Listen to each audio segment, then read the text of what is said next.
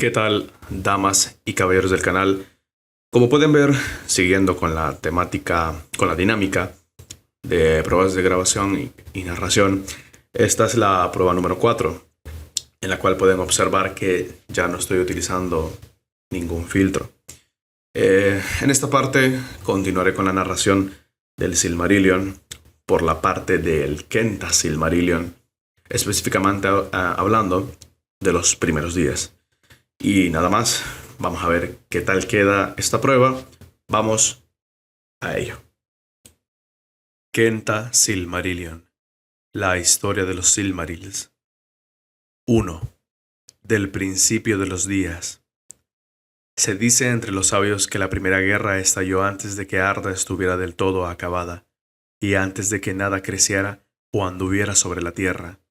Y durante mucho tiempo Melkor tuvo la mejor parte. Pero en medio de la guerra, un espíritu de gran fuerza y osadía acudió en ayuda de los Valar, habiendo oído en el cielo lejano que se libraba una batalla en el pequeño reino, y el sonido de su risa llenó toda Arda. Así llegó Tulkas, el fuerte, cuya furia pasa como un viento poderoso, esparciendo nubes y oscuridad por delante, y la risa y la cólera de Tulkas ahuyentaron a Melkor, que abandonó Arda, y durante mucho tiempo hubo paz. Y Tulkas se quedó y se convirtió en uno de los Valar del reino de Arda.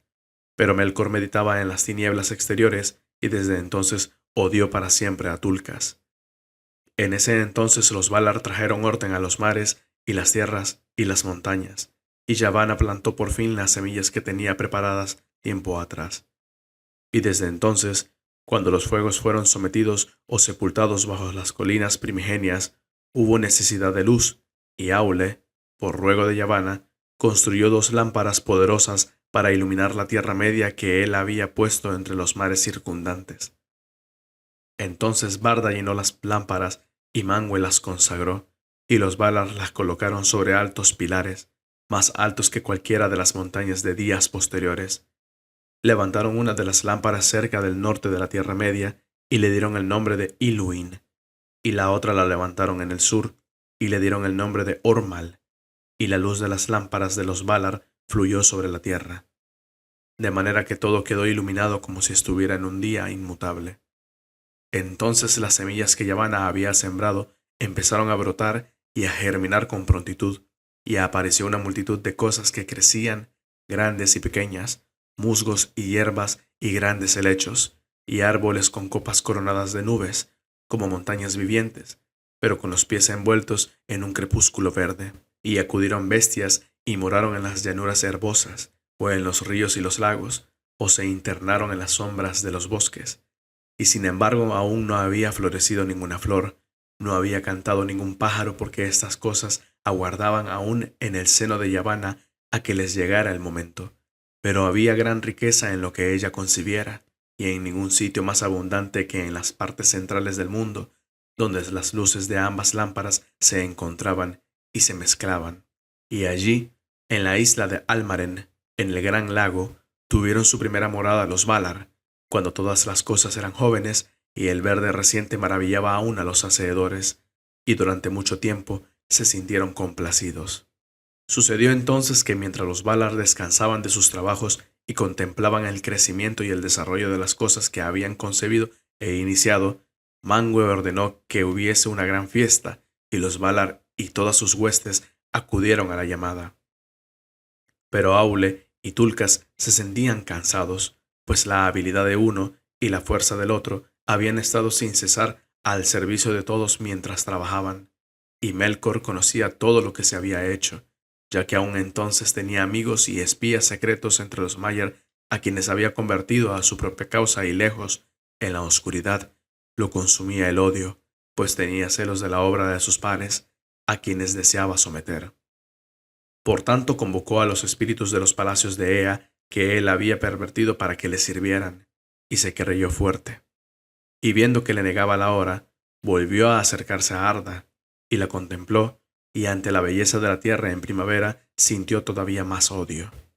Pues bien, los Valar estaban reunidos en Almaren sin sospechar mal alguno, y por causa de la luz de Ilúin no percibieron la sombra en el norte que desde lejos arrojaba Melkor, porque se había vuelto oscuro como la noche del vacío, y se canta que en la fiesta de la primavera de Arda, Tulcas desposó a Nessa, la hermana de Orome, y ella bailó ante los Valar sobre la hierba verde de Almaren.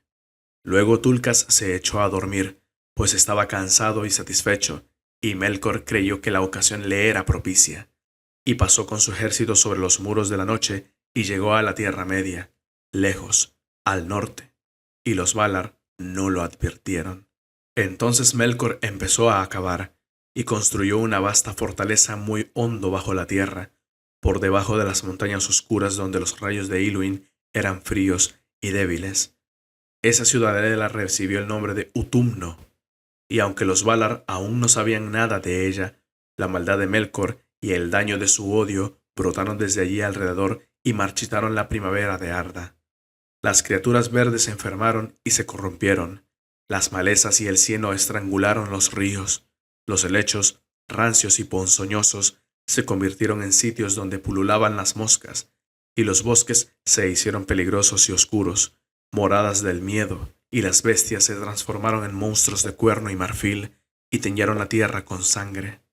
Entonces supieron los Valar, sin ninguna duda, que Melkor estaba actuando otra vez, y buscaron su escondrijo.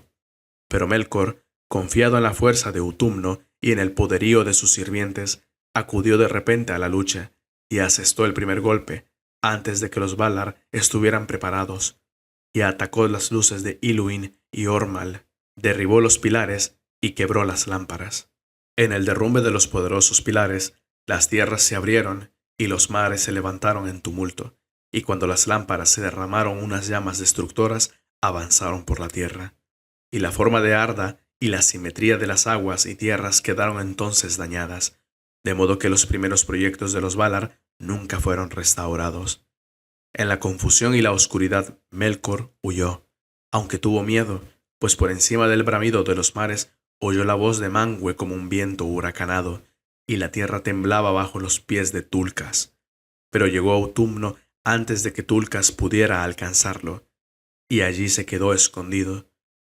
Y los Valar no pudieron someterlo en aquella ocasión, porque necesitaban de casi todas sus fuerzas para apaciguar los tumultos de la tierra y salvar de la ruina todo lo que pudiera ser salvado de lo que habían hecho.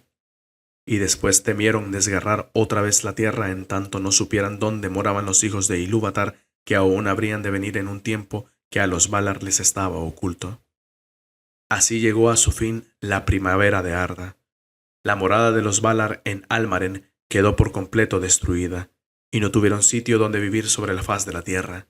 Por tanto abandonaron la Tierra Media y fueron a la tierra de Aman, el más occidental de todos los territorios sobre el filo del mundo, pues las costas occidentales miraban al mar exterior, que los elfos llamaban Ekaya, y que circunda el reino de Arda. Cuán ancho es ese mar, solo los Valar lo saben, y más allá de él se encuentran los muros de la noche.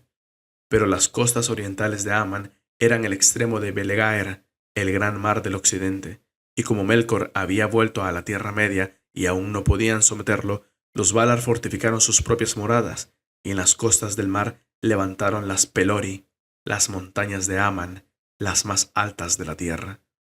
Y sobre todas las montañas de Pelori se alzaba la altura en cuya cima puso Manwë su trono. Taniquetil llaman los elfos a esa montaña sagrada, y Oyolose, de blancura sempiterna, y Elerrina, coronada de estrellas, y con muchos otros nombres, pero en la lengua tardía de los Sindar se la llamaba Amon Uilos. Desde los palacios de Taniquetil, Manwë y Barda podían ver a través de la tierra hasta los confines más extremos del este. Detrás de los muros de las Pelori, los Valar se establecieron en esa región que llamaban Valinor, y allí tenían casas, jardines y torres. En aquella tierra protegida acumularon grandes caudales de luz, y las cosas más bellas que se salvaron de la ruina y muchas otras aún más bellas las hicieron de nuevo, y Valinor fue todavía más hermosa que la Tierra Media en la primavera de Arda, y fue bendecida porque los inmortales vivían allí, y allí nada se deterioraba ni marchitaba, ni había mácula en las flores o en las hojas de esa tierra, ni corrupción o enfermedad en nada de lo que allí vivía, porque aún las mismas piedras y las aguas estaban consagradas. Y cuando Valinor estuvo acabada y establecidas las mansiones de los Valar, en medio de la llanura de más allá de los montes, edificaron su ciudad, Valmar, la de muchas campanas. Ante el portal occidental había un montículo verde, ese Lohar, llamado también Corolaire, y Yavanna lo consagró, y se sentó allí largo tiempo sobre la hierba verde, y entonó un canto de poder en el que puso todo lo que pensaba de las cosas que crece en la tierra. Pero Niena reflexionó en silencio, y regó el montículo con lágrimas. En esa ocasión los Valar estaban todos reunidos para escuchar el canto de Yavanna, sentados en los tronos del consejo en el Mahanaxar, en el anillo del juicio, cerca de los portones dorados de Valmar, y Yavanna Kementari cantó delante de ellos, que la observaban. Y mientras observaban, en el montículo nacieron dos esbeltos brotes, y el silencio cubría el mundo entero a esa hora, y no se oía ningún otro sonido que la voz de Yavanna. Bajo su canto los brotes crecieron, y se hicieron hermosos y altos, y florecieron. Y de este modo despertaron en el mundo los dos árboles de Valinor, la más renombrada de todas las creaciones de Yavanna.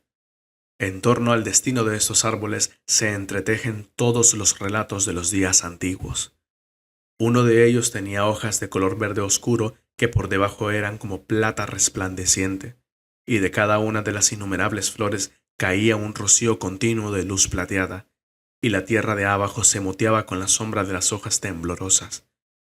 El otro tenía hojas de color verde tierno, como el haya recién brotada, con bordes de oro refulgente. Las flores se mecían en las ramas en racimos de fuego amarillos, y cada una era como un cuerno encendido que derramaba una lluvia dorada sobre el suelo, y de los capullos de este árbol brotaba calor y una gran luz. Telperion se llamó el uno en Valinor, y Silpion, y Ninkelote, y tuvo muchos otros nombres, pero Laurelin fue el otro, y también Malinalda, y Culurien, y le dieron además muchos nombres en los cantos. En 7 horas la gloria de cada árbol alcanzaba su plenitud y menguaba otra vez en nada, y cada cual despertaba una vez más a la vida una hora antes de que el otro dejara de brillar. Así, en Valinor 2 veces al día había una hora dulce de luz más suave, cuando los dos árboles eran más débiles, y los rayos de oro y de plata se mezclaban. Telperion era el mayor de los árboles y el primero en desarrollarse y florecer, y esa primera hora en que resplandecía, el fulgor blanco de un amanecer de plata, los Valar no la incluyeron en el compuesto de las horas, pero le dieron el nombre de hora de apertura, y a partir de ella contaron las edades del reino de Valinor. Por tanto, a la 6ª hora en ese primer día, y en todos los días gozosos que siguieron, hasta el oscurecimiento de Valinor, concluía el tiempo de floración de Telperion, y a la hora 12ª dejaba de florecer Laurelin. Y cada día de los Valar en Aman tenía 12 horas, y terminaba con la segunda mezcla de las luces, en la que Laurelin menguaba, pero Telperion crecía. Sin embargo, la luz que los árboles esparcían duraba un tiempo antes de que fuera arrebatada en el aire o se hundiera en la tierra, y Barda atesoraba los rocíos de Telperion y la lluvia que caía de Laurelin en grandes tinas como lagos resplandecientes, que eran para toda la tierra de los Valar como fuentes de agua y de luz. Así empezaron los días de la bendición de Valinor, y así empezó también la cuenta del tiempo. Pero mientras las edades avanzaban hacia la hora señalada por Ilúvatar para la venida de los primeros nacidos, la Tierra Media yacía en una luz crepuscular bajo las estrellas que Barda había forjado en edades olvidadas cuando trabajaba en Ea. Y en las tinieblas vivía Melkor, y aún andaba con frecuencia por el mundo, en múltiples formas poderosas y aterradoras, y esgrimía el frío y el fuego, desde las cumbres de las montañas a los profundos hornos que están debajo, y cualquier cosa que fuese cruel o violenta o mortal era en esos días obra de Melkor.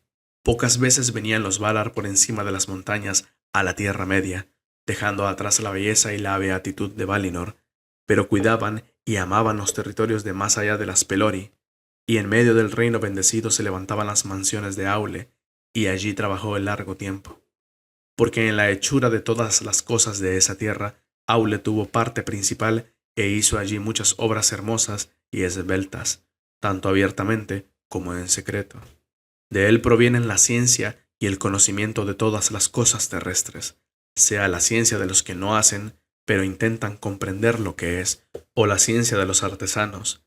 El tejedor, el que da forma a la madera y el que trabaja los metales, y también el labrador y el granjero, aunque estos y todos los que tratan con cosas que crecen y dan fruto se deben también a la esposa de Aule, Yavanna Kementari. Es a Aule a quien se da el nombre de amigo de los Noldor, porque de él aprendieron mucho en días posteriores, y son ellos los más hábiles de entre los elfos, y a su propio modo, de acuerdo con los dones que Ilúvatar les concedió, añadieron mucho a sus enseñanzas, deleitándose en las lenguas y en los escritos, y en las figuras del bordado, el dibujo y el tallado. Los Noldor fueron también los primeros que consiguieron hacer gemas, y las más bellas de todas las gemas fueron los Silmarils, que se han perdido. Pero Manwë Súlimo, el más alto y sagrado de los Valar, instalado en los lindes de Aman, no dejaba de pensar en las tierras exteriores, porque el trono de Manwë se levantaba majestuoso sobre el pináculo de Taniquetil, la más alta montaña del mundo, a orillas del mar. Espíritus que tenían forma de halcones y águilas revoloteaban por las estancias del palacio, y los ojos de Manwë podían ver hasta las profundidades del mar y horadar las cavernas ocultas bajo la tierra. De este modo le traían noticias de casi todo cuanto ocurría en Arda. No obstante, había cosas ocultas aún para Manwë y los servidores de Manwë, porque donde Melkor se ensimismaba en negros pensamientos, las sombras eran impenetrables. Manwë no concibe ningún pensamiento que sirva a su propio honor y no tiene celos del poder de Melkor, sino que lo gobierna todo en paz. De entre todos los elfos, amaba más a los Vanyar, y de él recibieron la poesía y el canto, pues la poesía es el deleite de Manwë, y el canto con palabras es la música que prefiere. El vestido de Manwë es azul, y azul el fuego de sus ojos, y su cetro es de zafiro, que los Noldor labraron para él, y fue designado para ser el vicerregente de Ilúvatar, rey del mundo de los Valar, y los elfos, y los hombres, y principal defensa contra el mal de Melkor. Con Manwë moraba Barda, quien en lengua Sindarin es llamada Elbereth, reina de los Valar, haceedora de las estrellas, y con ellos había una vasta hueste de espíritus bienaventurados. Pero Ulmo se encontraba solo, y no moraba en Valinor, y ni siquiera iba allí excepto cuando se celebraba un gran consejo. Vivió desde el principio de Arda en el océano exterior, y allí vive todavía. Desde allí gobierna el flujo de todas las aguas, y las mareas, el curso de los ríos, y la renovación de las fuentes, y la destilación de todos los rocíos y lluvias en las tierras que se extienden bajo el cielo. En los sitios profundos concibe una música grande y terrible, y el eco de esa música corre por todas las venas del mundo en dolor y alegría, porque si alegre es la fuente que se alza a sol, el agua nace en pozos de dolor insondable en los cimientos de la tierra. Los Teleri aprendieron mucho de Ulmo, y por esta razón su música tiene a la vez tristeza y encantamiento. Junto con él llegó Salmar a Arda, el que hizo los cuernos de Ulmo, aquellos que nadie puede olvidar si los ha oído una vez. También Ose y Uinen, a los que dio el gobierno de las olas y los movimientos de los mares interiores, y además muchos otros espíritus. Y así fue por el poder de Ulmo que aún bajo las tinieblas de Melkor fluyó la vida por muchas vías secretas, y la tierra no murió. Y para aquellos que andaban perdidos en esas tinieblas, o lejos de la luz de los Valar, estaban siempre abiertos los oídos de Ulmo, y tampoco ha olvidado la Tierra Media, y no ha dejado de pensar en cualquier ruina o cambio que haya sobrevenido desde entonces, y así lo hará hasta el fin de los días. Y en ese tiempo de oscuridad tampoco Yavanna estaba dispuesta a abandonar por completo las tierras exteriores, pues todas las cosas que crecen le son caras, y se lamentaba por las obras que había iniciado en la Tierra Media y que Melkor había dañado. Por tanto, abandonando la casa de Aule y los prados floridos de Valinor, iba a veces a curar las heridas abiertas por Melkor, y al volver instaba siempre a los Valar a enfrentar el maligno dominio de Melkor, en una guerra que tendrían que librar sin duda antes del advenimiento de los primeros nacidos. Y Orome, domador de bestias, también cabalgaba de vez en cuando por la oscuridad de los bosques.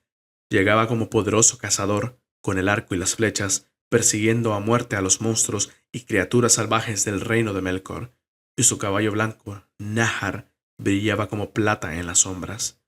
Entonces la tierra adormecida temblaba con el repiqueteo de los cascos dorados, y en el crepúsculo matinal del mundo Orome hacía sonar el gran cuerno, el balaroma, sobre los llanos de Arda. Las montañas le respondían con ecos prolongados, y las sombras del mal huían, y el mismo Melkor se encogía en autumno, anticipando la cólera por venir. Pero Orome no había acabado de pasar, y ya los sirvientes de Melkor se reagrupaban, y las tierras se cubrían de sombras y engaños. Ahora bien, todo se ha dicho de cómo fueron la tierra y sus gobernantes en el comienzo de los días, antes de que el mundo apareciese como los hijos de Ilúvatar lo conocieron.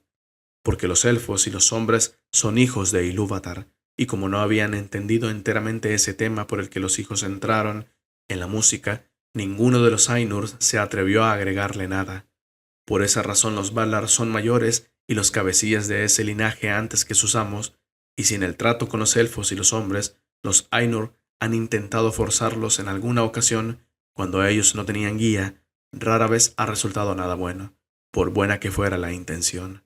En verdad, los Ainur tuvieron trato sobre todo con los elfos, porque Ilúvatar los hizo más semejantes en naturaleza a los Ainur, aunque menores en fuerza y estatura, mientras que a los hombres les dio extraños dones. Pues se dice que después de la partida de los Valar hubo silencio, y durante toda una edad Ilúvatar estuvo solo, pensando. Luego habló y dijo: «He aquí que amo a la tierra, que será la mansión de los Kendi y los Atani, pero los Kendi serán los más hermosos de todas las criaturas terrenas, y tendrán y concebirán y producirán más belleza que todos mis hijos, y de ellos será la mayor buenaventura en este mundo. Pero a los Atani les daré un nuevo don».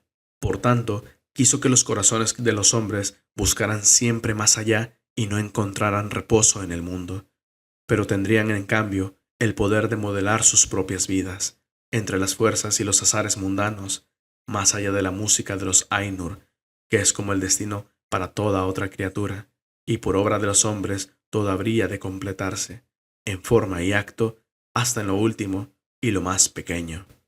Pero Ilúvatar sabía que los hombres, arrojados al torbellino de los poderes del mundo, se extraviarían a menudo y no utilizarían sus dones en armonía, y dijo: «También ellos sabrán, llegado el momento, que todo cuanto hagan contribuirá al fin solo a la gloria de mi obra». Creen los elfos, sin embargo, que los hombres son a menudo motivo de dolor para Manwë, que conoce mejor que otros la mente de Ilúvatar, pues les parece a los elfos que los hombres se asemejan a Melkor más que a ningún otro Ainur, aunque él los ha temido y los ha odiado siempre, aun a aquellos que le servían. Uno y él mismo es este don de la libertad concedido a los hijos de los hombres, que solo estén vivos en el mundo un breve lapso, y que no estén atados a él, y que partan pronto. ¿A dónde? Los elfos no lo saben. Mientras que los elfos permanecerán en el mundo hasta el fin de los días, y su amor por la tierra y por todo es así más singular y profundo, y más desconsolado a medida que los años se alargan, porque los elfos no mueren hasta que no muere el mundo, a no ser que los maten o los consuma la pena, y a estas dos muertes aparentes están sometidos. Tampoco la edad les quita fuerzas, a no ser que uno se canse de 10.000 centurias, y al morir se reúnen en las estancias de mandos, en Valinor, donde pueden retornar llegando el momento. Pero los hijos de los hombres mueren en verdad, y abandonan el mundo, por lo que se los llama los huéspedes o los forasteros. La muerte es su destino, el don de Ilúvatar, que hasta los mismos poderes envidiarían con el paso del tiempo.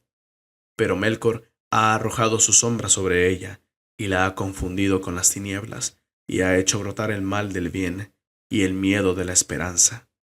No obstante, ya desde hace mucho los Valar declararon a los elfos que los hombres se unirán a la segunda música de los Ainur, mientras que Ilúvatar no ha revelado qué les reserva a los elfos después de que el mundo acabe, y Melkor no lo ha descubierto.